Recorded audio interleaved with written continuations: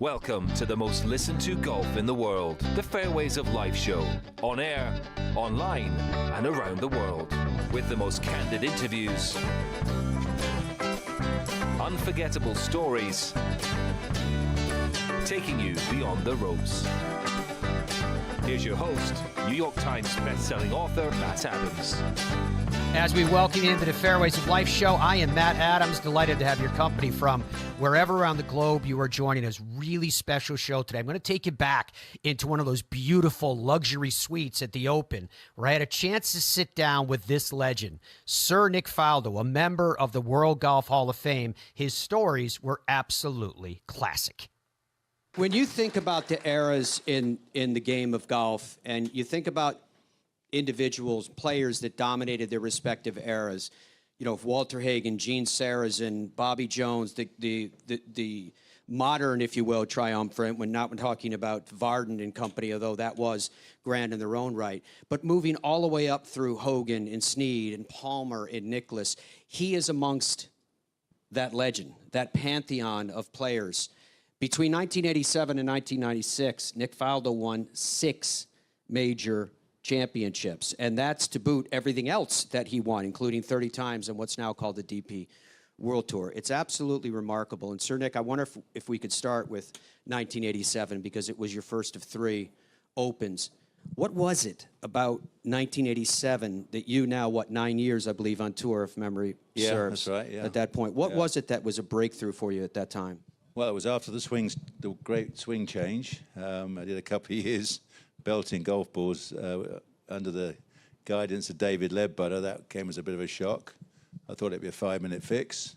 And so, you know, but it was at that time in my career where I always call it kind of like climbing the rung of ladders. You know, my first goal was to be a pro and then get on tour, and then we had to then get exempt and all that sort of thing. And then you make a goal of, well, I want to win a pro tournament, and can I be a multiple winner?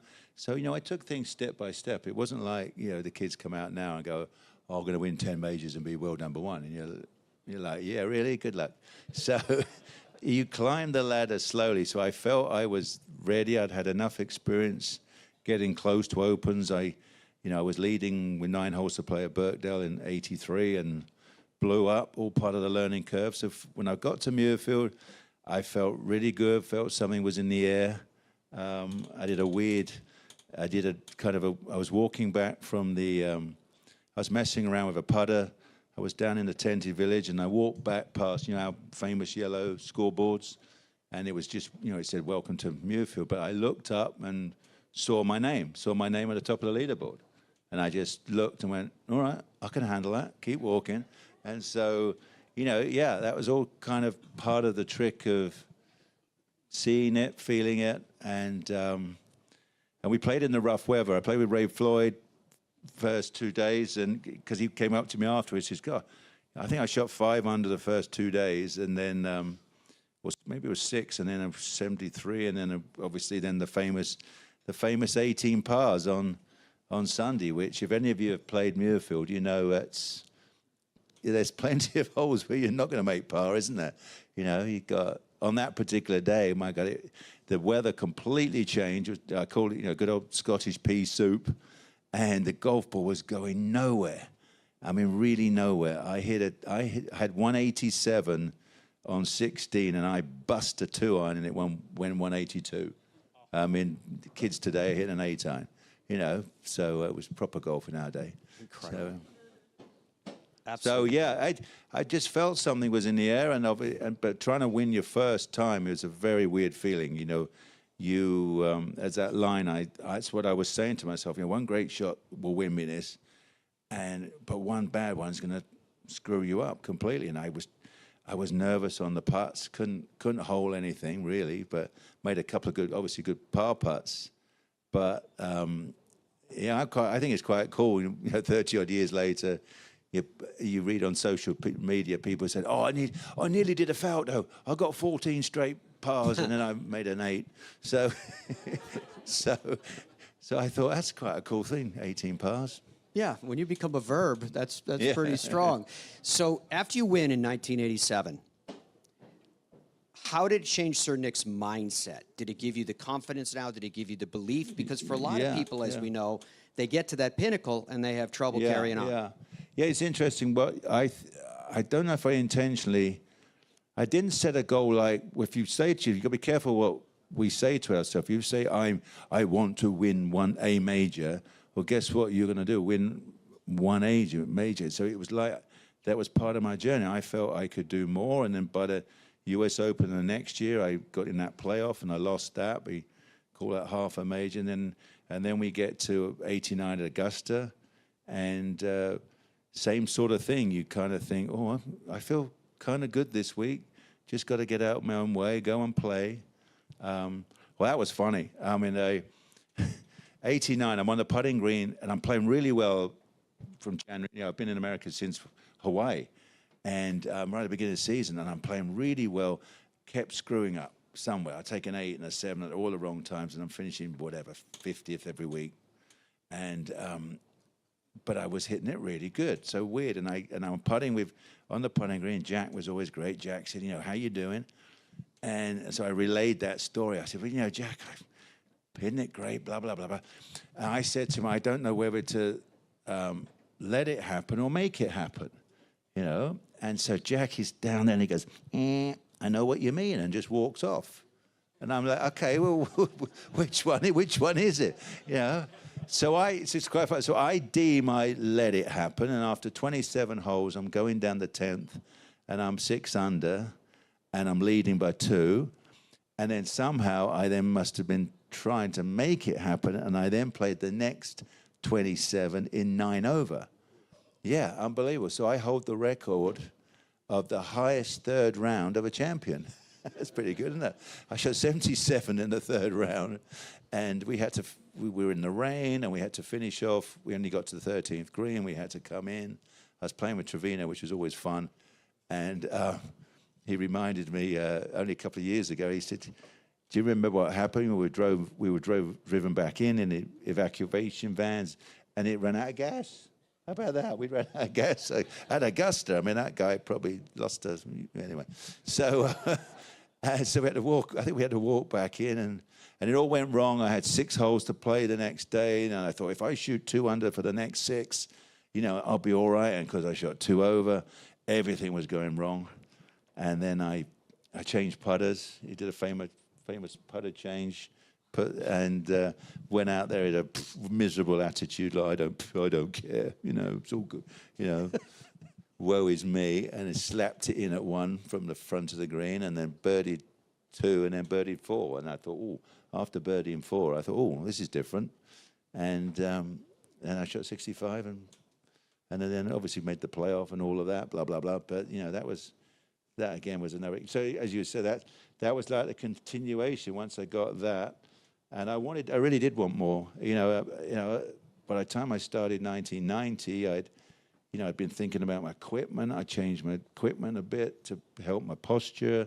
So you're always fine-tuning everything to get a little bit better. You got to keep moving forward. Aside from these classic stories that Sir Nick is telling us, you guys just heard him do an imitation of Jack Nicklaus when he did the crouch down putting that.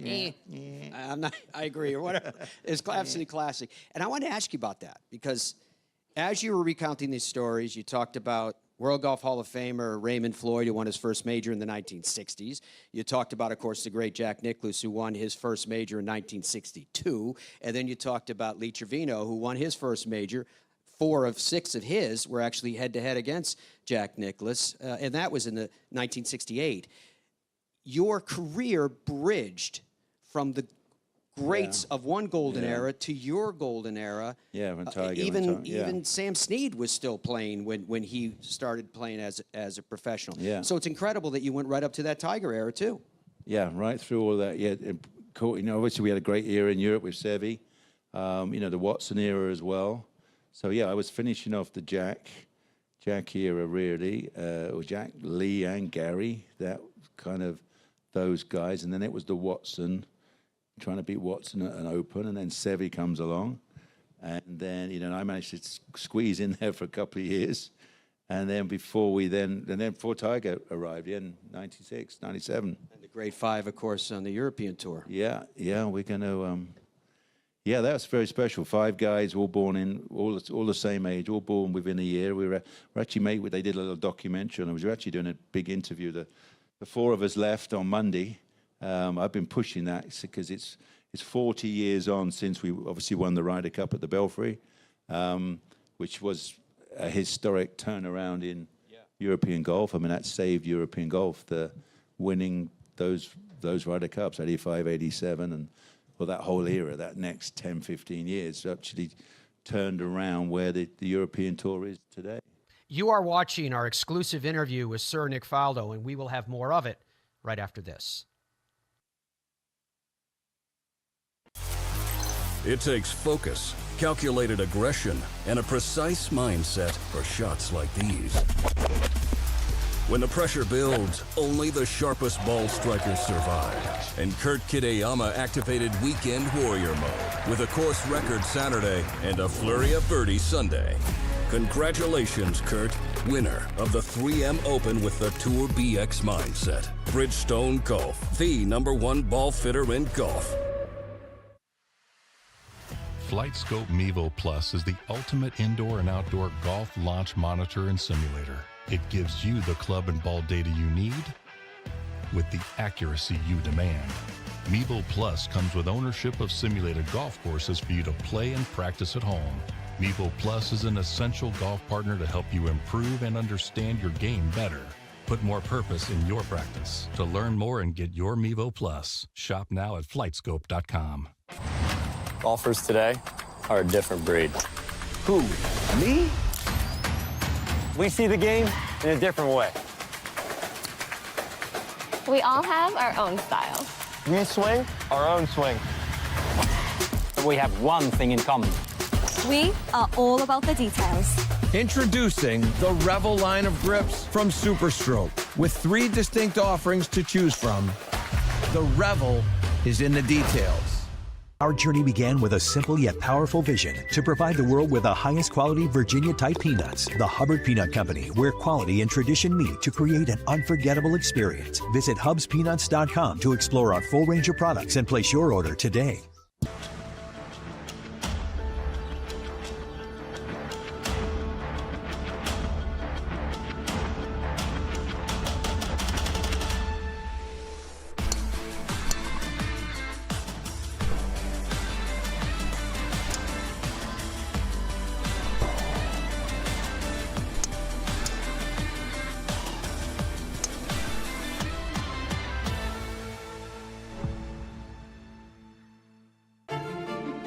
Middle market businesses are facing unprecedented shifts, which demand tailored solutions and decisive action. RSM stands as the unwavering leader of the middle market, empowering you to take charge of change and conquer this era of transformation. RSM. Experience the power of being understood.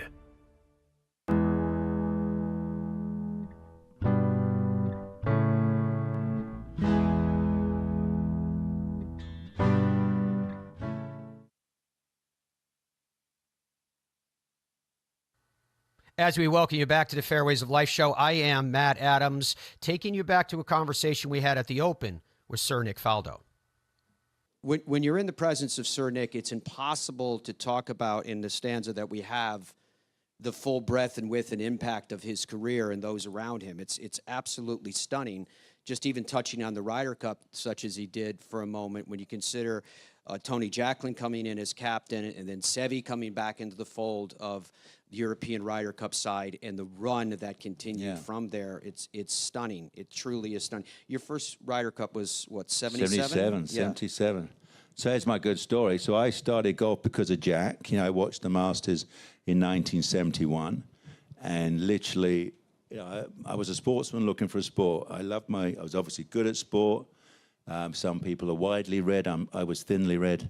So I was looking for a sport, and cut a long story short, so I watched the Masters and literally said to Mum and Daddy, I want to try that. Didn't know anything about it. Went down. We literally booked my 6 lessons the next day, and I started. And I tell you what, if you've got kids, I got a lesson which unintentional to me, but my system pro gave me discipline straight away. My first lesson was the grip. Second lesson was grip and posture. Next lesson, grip, posture, and alignment. Fourth lesson, I finally hit a golf ball. Now, you know what the kids are like today, don't you? They pick up a driver, give me 3 seconds, wallop, I hit it, you know? And we got to bring back the discipline. If you want to help your children, we got to bring back discipline, because we know golf is a really tough game. You got to go through the pain barrier, break the ice to get the blimmin' thing airborne, stop topping it, stop shanking it. Then you start to enjoy it. Now we got a problem with the kids where they try it for 5 minutes and go up, and they don't come back to our game. So we've got to install the discipline back somehow and make the discipline fun, or as I say, put the fun back in fundamentals. So that's what I'm working on.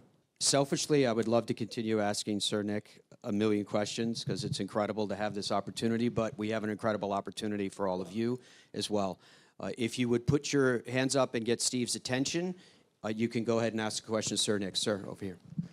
Hi, Sir Nick. I'm Hugh from Belfast. Yeah. I just wanted to ask how you think you would, in your prime, fare against the best players of today out there. Well, if they want to come and play my equipment, I'd beat them, wouldn't I? You know, they want to, you know.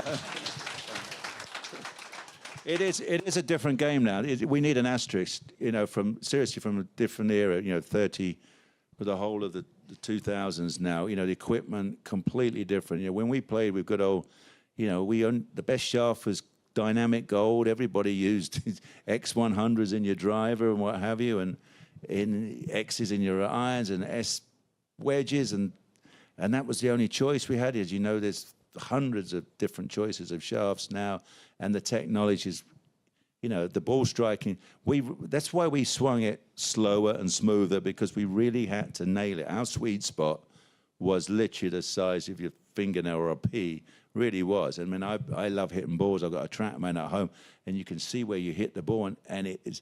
You can hit it really off center, you know, like 2 millimeters. So, no, I got a bad one, you know, 11 or 12 millimeters off. And I thought, well, I didn't feel great, but it wasn't that. And I've only lost like 3 or 4 yards. And with the equipment we use, if you mishit it, as you know, the driver went in the rough, and you lose.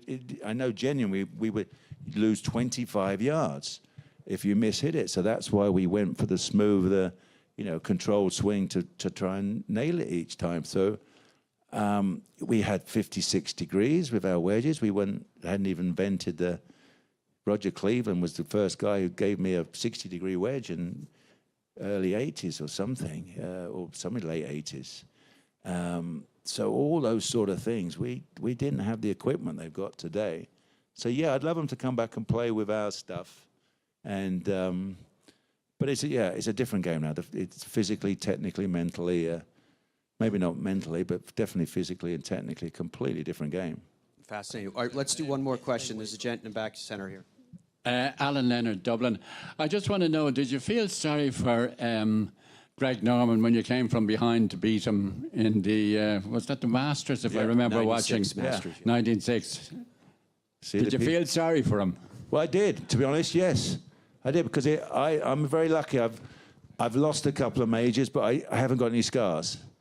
You know, seriously, I'm not walking around doing a John van der Velde, you know. And so I would have been scarred if I'd been had a 6-shot lead.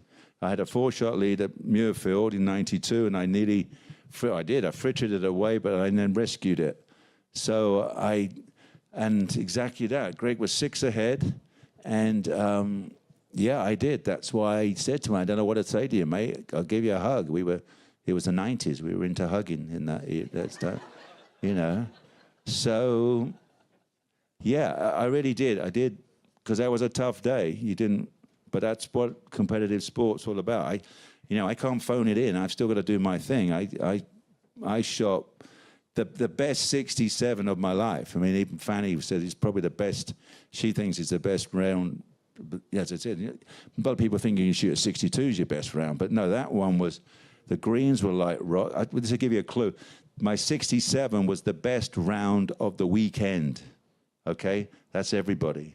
Saturday and Sunday, the best score of the weekend. That'll give you, even the guys all nice and relaxed, just going to play. The greens were like rock, and you really had to, strategy of where you wanted to, a little bit right of the flag, a little bit left, and obviously get up and down. So I played great that day. I technically say I hit every green. We were hitting 2-iron into the 5th back in my day. I hit it on the green. Obviously, it fell off the side, but I technically hit every green. So it's my stat book. Don't like these modern stats. God, jeez. So, that was a special day for me, obviously. So, but I'm blessed with that particular tournament because, as you said, you get all the facts. Me, Greg, 96 Masters. I mean, I travel the world now, and it's 30 years next year of that particular battle. And everywhere I go, every airport, Lindsay can be my witness, somebody will come up and go, oh, you and Greg, 96. I ever started golf? I'm an Aussie. I hate you. But, here's a funny story. I was in Philippines with designing golf courses there, and I'm having lunch with the government.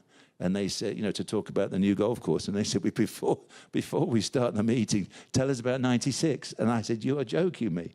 So I'm blessed. Obviously, I don't mind talking about it. So I can't imagine Greg does. So I'm getting a shirt for next year with a big fish hook on it. This man's incredibly generous with his time. When you look back on the breadth and width of your career, if you could go back in time, and talk to a 20-year-old Nick Faldo, what advice would you give to that young man? Yeah, I mean, there's certain priorities that in the game. When I was practicing hard, I think, they're blessed now. We have a thing called TrackMan, so you could cut down on your workload. I think in understanding that we didn't know anything about the physical side. No, really, they said don't lift weights. I wish I could have just had that little bit more knowledge to just do things even better rather than, we did so much experimenting and guessing. I tell you, another funny one, I did this force plate thing, you stand there and you hit it, and I've got the owner doing it. So I hit one shot, and because up comes the numbers, and he says, well, your optimum impact was 1 foot short of the ball. So obviously to get it to the ball, he said, you've got to move it a little bit further forward. The goal is to get to 100%. And so I turn my toes up inside my shoes, right? And I go, crunch. And he goes, wow, that's 100% perfect. How did you do that? And I go, the 1992 world match play, I turned my toes up inside my shoes because I was hitting it, and I was hitting it better and better and better. Okay, I killed everybody. I played 90 holes that week. I was 45 under for 90 holes, right? So I won the world match play. And I'd done this silly little thing of curling my toes up, right, inside my shoes. Played great, and because the next week you've forgotten that and you're doing something else. So if we had that technology to somebody go, that's fantastic, you can't do any better than that, and you go, okay, I might use it more than a week, So that's why I love this era now. They're so fortunate because all the information, if you know how to use the information, where we were guessing. So I guess, that's a weird way of answering your question. It's like, I just wish I had that insight to know what we were doing was really good and stick to it. Because we really went off at tangents rather than, the way I teach now, I say, look, I've done all the heavy lifting. Just do this. I can promise you this will work. Amazing. So hope that helped. This man right here is living history. He's a World Golf Hall of Fame member, a 6-time major champion, a man who's helped define the game as we know it today. Brilliant, isn't it? Whenever you get a chance to hear it straight from the champions, there is no comparison. When we come back, Sir Nick and I change venues, but the stories continue to be classic. In Ireland, golf is more than just a game. Come and experience our world-famous links courses. and our world-famous Parkland courses, all set alongside world-famous scenery. And visit our world-famous historic sites. And while you're here, enjoy our world-famous hospitality. Fill your heart with Ireland at ireland.com/golf. Ben Hogan Golf Equipment is back. Established in 1953, we serve golfers who demand excellence of their equipment. Designed by the game's best engineers, forged in the world's best foundries, and built to order in the USA. Don't settle for off-the-rack disappointment. Elevate your game with custom clubs at direct consumer pricing. Exclusively at benhogangolf.com. That's benhogangolf.com. PXG is proud of our nation's heroes, like past and present military, law enforcement, firefighters, EMTs, nurses, and teachers. And it's no secret we give special pricing to all of our hero customers. It's also no secret that times are tough. And in our book, that makes everybody a hero. So now through August 31st, everybody qualifies for special heroes pricing on select clubs. Visit PXG.com now to learn more. PXG, you've never played like this before. Sure, this is golf. But so is this. And this. And this is definitely golf. And so is this. Hey, that's not golf. Oh, wait, yeah, it is. And no matter what your golf is, you're gonna need a store. No, a superstore. A place to get fit for a new club and walk out with it the same day. A place to find the perfect fit. A place to do whatever this is. Because this is golf. And this is Golf's Superstore. What would your ultimate golf experience be like? Just you and a friend? Or would you round up some buddies for a foursome? Just one day? Or an entire week? There's a good chance your ultimate golf experience could be Michigan's magnificent 10. 10 incredible courses set among 3 remarkable resorts. See for yourself. Book your ultimate golf experience today. Hey, I'm golf broadcaster Matt Adams. You know, Hub's Peanuts has been cooking up the top 1% of peanuts for over 70 years. And these aren't your average nut. These are super extra large Virginia peanuts cooked in the USA. Family-owned Hub's Peanuts have more protein than any other nuts. So whether it's a boost on the course or a special gift, the variety of flavors guarantees Hub's Peanuts is just what you need. Family-owned, nutritious, delicious, and sustainable. Hub's Peanuts, it's just right. HubsPeanuts.com. When you choose Newton shafts, you're choosing more than a product.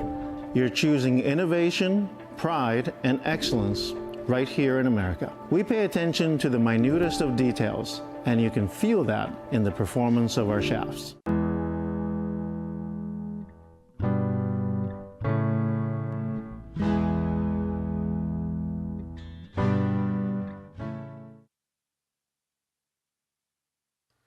As we welcome you back to the Fairways of Life show from wherever around the globe you were watching us, we're going back to a conversation that we had with Sir Nick Faldo at the Open.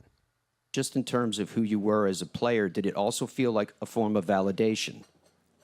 Well, not really. I never thought of it like that. I thought it was a step forward. I honestly thought when I left St Andrews in '78, I finished 4th there, or 4 shots back to Jack, winning that one. I honestly said to myself, you know, I can win an Open one day. Well, it took an awful lot of getting in there. You know, I was in the mix at Troon. I was really in the mix at Birkdale in '83. I was leading with 9 to go and kind of blew up, and that's all part of your learning curve, isn't it? You got to put yourself in the deep end and experience it and find those feelings and what went and analyze it, and I felt I didn't have my, you know, the shot flight wasn't good enough. The trajectory or the penetration of the golf ball.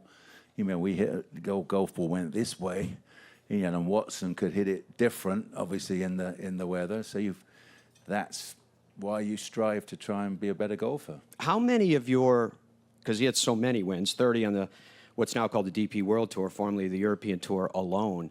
How many of your wins came pre-medal driver versus post-medal driver, and what was that transition like? No, I got caught up in the transition, so I didn't adapt. That kind of ended my career. You know, I was persimmon and Bellata golf ball, you know, metal spikes, cashmere sweaters, proper golfers, yeah.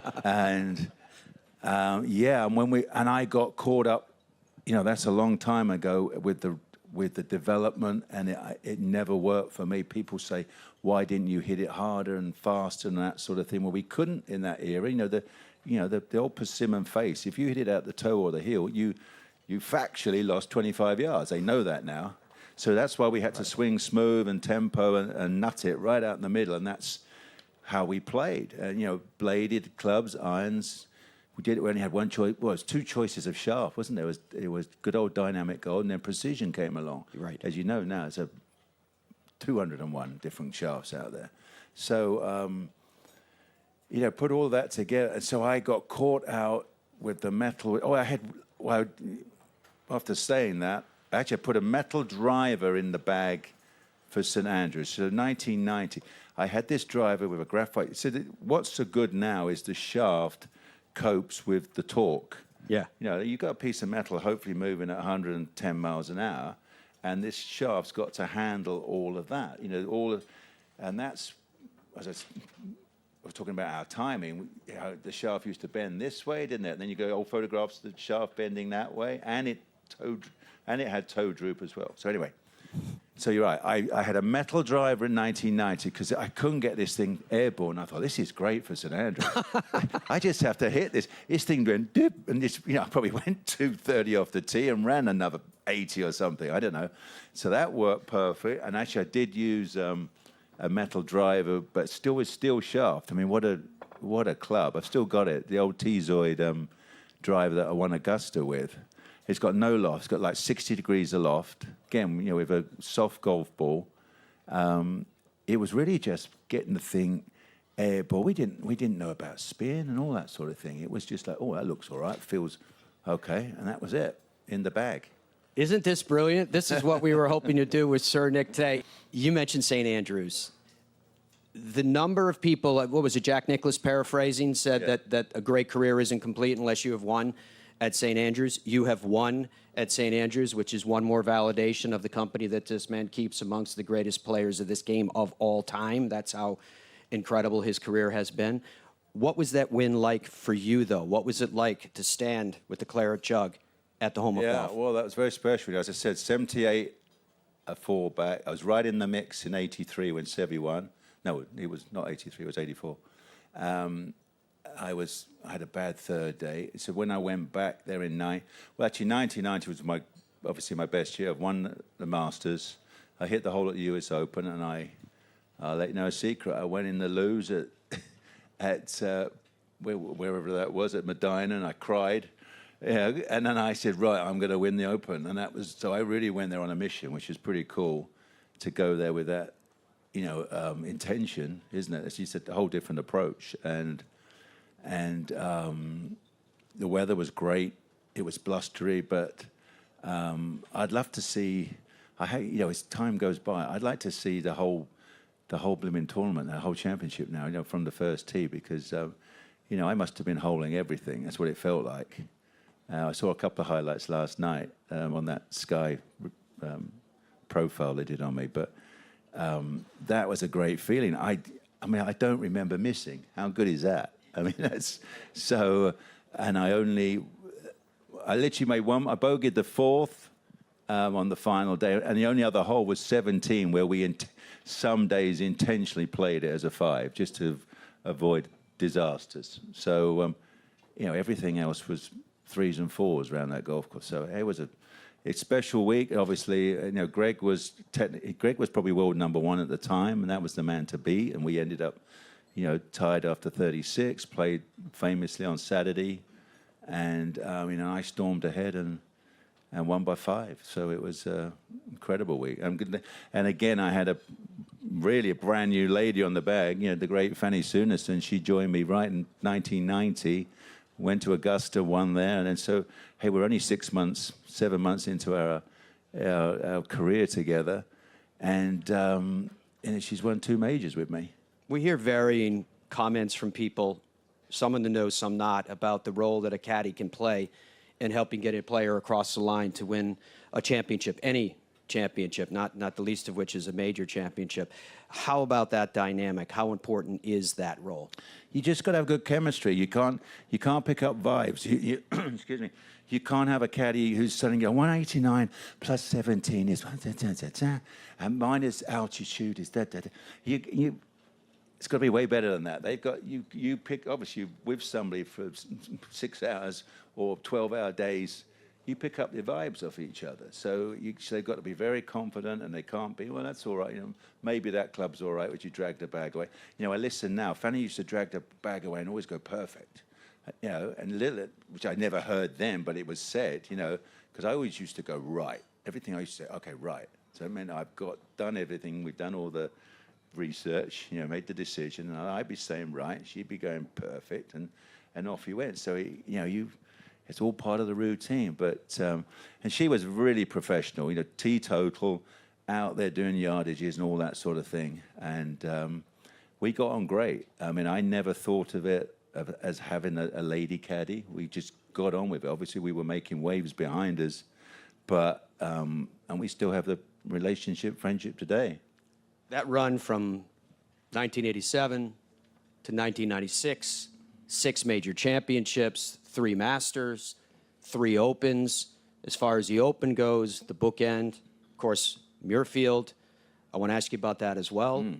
There is a sense in retrospect that was an emotional win. I'm sure they all were, but that in particular was an emotional win for you. Well, it really was because, I went there. Now I'm world number 1. I'm the favorite and everything's all going to plan. I'm leading by 4, starting the last day. And I just frittered it away. The odd bad shot, I think, 1 cost me 1, and I 3-putted 13, block. And it was quite funny. Again, I saw it a little bit last night, and I was going back to the bag and I said, I'm all right, but I don't know what's going on. I'm just making a mess of it. Kept saying I'm all right. So, and then you probably heard, but honestly, I was doing a lot of visualizing in those days, sitting in the morning and the evening, sitting in a chair, doing pink bubble technique, sending out affirmations, all this sort of thing. And then I walked off 14 green, going to 15 tee, and I just said, that's it, forget everything. The whole week doesn't exist. Nothing. It's just like delete the whole week. I said, I've got 4 holes to play. I said, you better play the best 4 holes of your life. And I basically did. The 5-iron I hit, the 4-iron and the 3-iron are still the best 3-iron shots of my career. That's absolutely fascinating. So you just purged your mind. I literally just said, that's it. Nothing else. You can't even think of it. So it's pretty cool. It was like a check to get back in present time. And right, these are the most important holes. And you remember the little 5-iron I hit, which was really difficult because there was a really weird wind. It was a tiny bit left to right. And there's a big ridge in that middle of that 15th green, and I just fed it off that and down and rounded like that. And then the 4-iron at 17, and then of course the 3-iron at the last was the best 3-iron of my life. That one. I keep getting chills as he's recounting this stuff. This is history right before you being discussed by the author of the same. It's incredible. That year at Muirfield, I'm going to ask you to, because it's so funny, I'm going to ask you to recount the famed quote. You know where I'm going. Yeah. Go ahead, tell us. Yeah. Well, I was getting an awful lot of stick. It's amazing what the British media is like. I've won 2 majors in 1990, and in 91, by the summer, they had writers behind me who were out on a mission to write Faldo's Finished. I mean, how about that? 6 months later, you've just won. That's our good old British media. So I had all of that through the year. Actually, they came to Ireland, the Irish Open. The guys told me I got writers walking behind me, and I ruined his week because I won the tournament. So that was hard luck on that one. So, and then I had a rotten, lousy Ryder Cup, at Kiwa. That was really difficult. I wasn't playing great, which is the worst feeling in the world, not playing well at a Ryder Cup. And so they were all over me from then on, all the way through the summer. And so I was fed up with it. And so that's why, if you hear that there was a stutter or kind of like a second thought, and then, what the heck, it's like, I want to thank them from the heart of my bottom. I just threw that one in. And of course, many of them couldn't handle it, poor delicate petals, But the guys on tour talk about street cred. When I walked down there, oh, that was great, you know. So but you know, I was getting beaten up in the media. It flashed up on the TV last night. You know, we did on that little documentary, and my gang at the house was shocked. They were going, "What? You know, the headlines. Was Faldo the most hated sportsman I mean, friggin' hell, they're beauties, aren't they, at times?" It is a chance for us to hear history directly from a World Golf Hall of Fame member in Sir Nick Faldo. Our conversation from the Open continues right after these words. I got ball fit in 2000, went on a little run.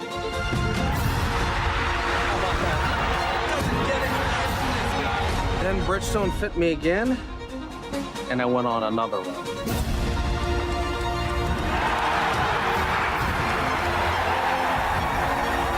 I just got fit again for the new Tour BX. The ball fitting's been helping me.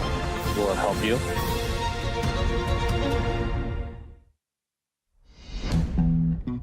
What does it take to be an original? Cam knows something about that. So does Chi-Chi, Charlie, and you get it. In 1955, we stepped onto the scene. Now a new generation of pros are wearing the most iconic styles in the game. The fit, the feel, the look. It's all an expression of you. Original Penguin. Here for the good times. Golfers today are a different breed. Who? Me? We see the game in a different way. We all have our own styles. We swing our own swing. But we have one thing in common. We are all about the details. Introducing the Revel line of grips from Superstroke. With 3 distinct offerings to choose from, the Revel is in the details.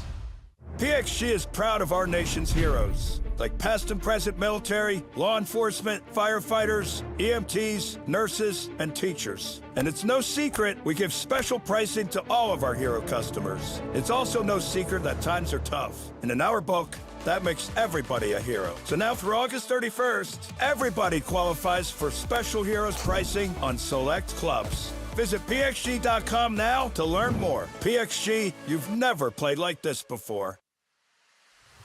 FlightScope Mevo Plus is the ultimate indoor and outdoor golf launch monitor and simulator. It gives you the club and ball data you need with the accuracy you demand.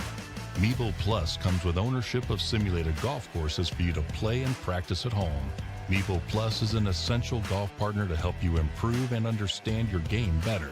Put more purpose in your practice. To learn more and get your Mevo Plus, shop now at flightscope.com. When you choose Newton shafts, you're choosing more than a product. You're choosing innovation, pride, and excellence right here in America. We pay attention to the minutest of details, and you can feel that in the performance of our shafts.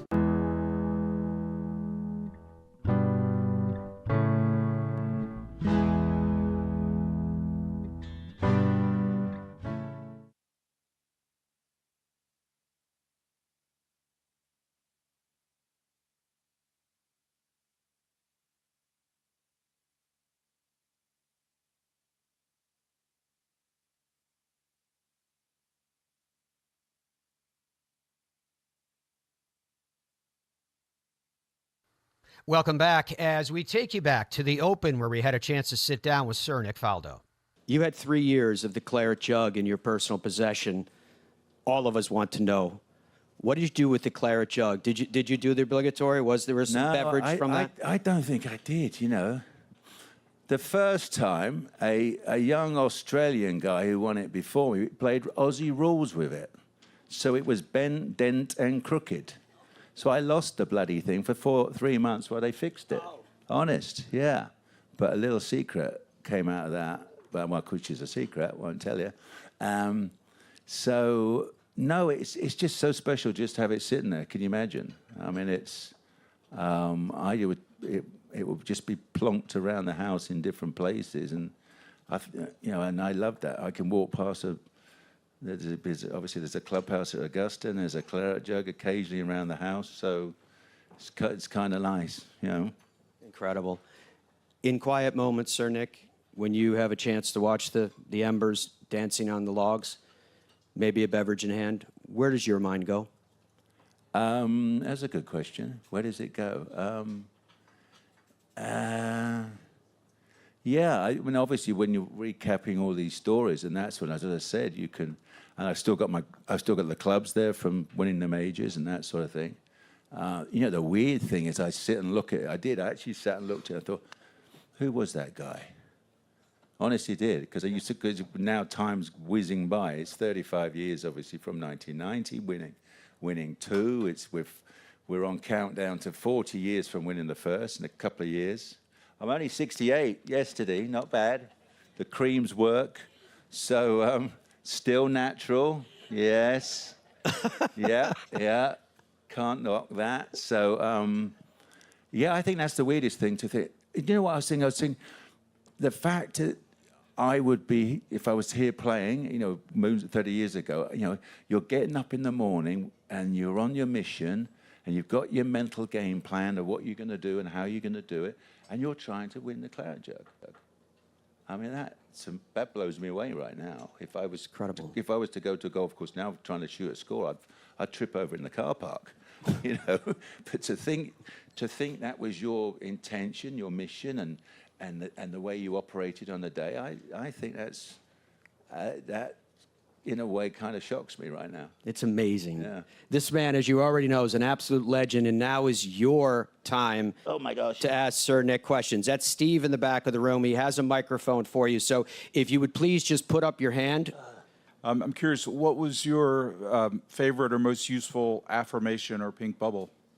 Oh, yeah. Well, I used to do the pink bubble technique with Chuck T. Kikuane, and was it a rugby?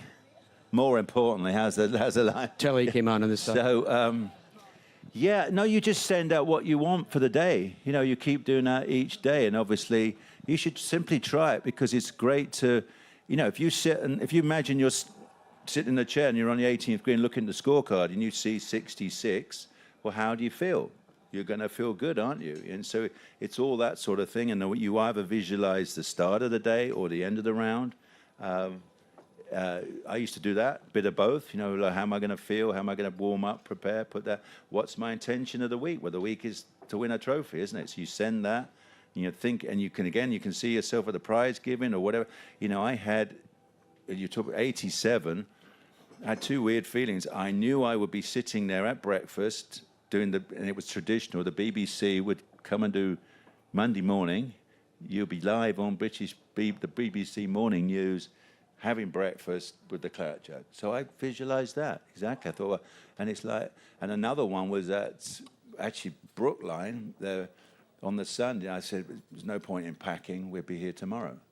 I mean, that's a weird, isn't it? You know, so you get those sort of feelings, you know, you can tell them 25 years later, or 30 years later, because you can't tell them at the time, because people think you're nuts or a big head, whatever, you know. So crazy, prescient indeed. Try it. It's good fun. If you put up your hand, Steve is right over here so that you can get a question in with Sir Nick before we run out of time, ma'am. What is the best piece of advice you can recollect that you were ever given, and what piece of advice would you give to somebody just now starting off as a professional golfer? Well, I'll do the second one.